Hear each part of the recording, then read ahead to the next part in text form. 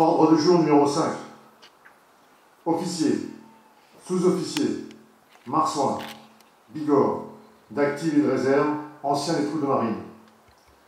Nous voilà rassemblés ce soir au centre de ce paisible village des Ardennes, où il y a 142 ans, dans ces rues, dans ces maisons, dans ces jardins, nos anciens de la division bleue écrivirent en lettres d'or, mais au prix de leur sang, une des plus belles pages de notre histoire militaire.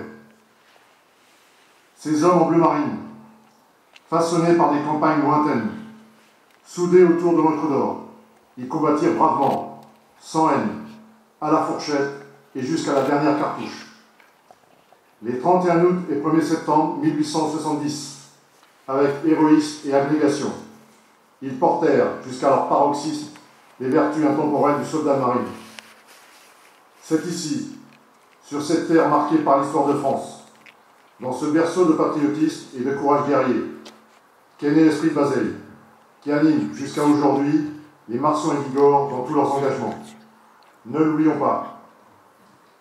72 ans après, c'est toujours cet esprit, mêlant sens de la discipline et courage, sens de l'honneur et culte de la mission, qui a été vivifié à Bir Hakeim par d'autres marsouins et bigorres, venus de métropole et de l'Empire, au coude à coude dans la bataille avec leurs camarades de la première brigade des forces françaises libres.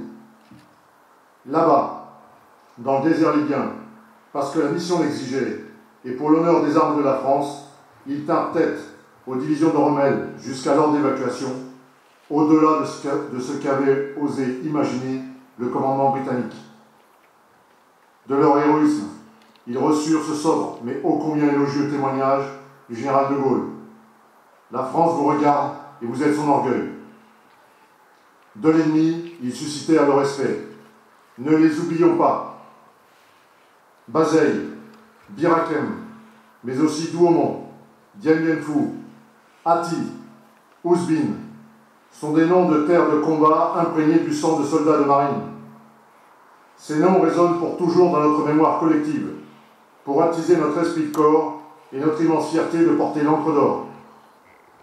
Ce soir, dans ce village meurtri par les combats de 1870, rassemblés autour de cet ossuaire toujours vivant de l'âme de tous les héros qui y reposent, recueillons-nous avec force pour tous nos frères d'armes, anciens, grands anciens, mais aussi plus jeunes, de France et des colonies, qui ont inscrit dans le marbre de l'histoire, souvent jusqu'au sacrifice ultime, l'épopée des troupes de marine. Soyons intimement conscients de leur sacrifice. Soyons à jamais respectueux de leur mémoire et gardons-leur une éternelle reconnaissance pour la voie qu'ils nous ont tracée. Soyons dignes de leur héritage. Sachons l'honorer et surtout le pérenniser pour nos jeunes et ceux qui les suivront, afin que toujours et partout, au nom de Dieu, vive la coloniale.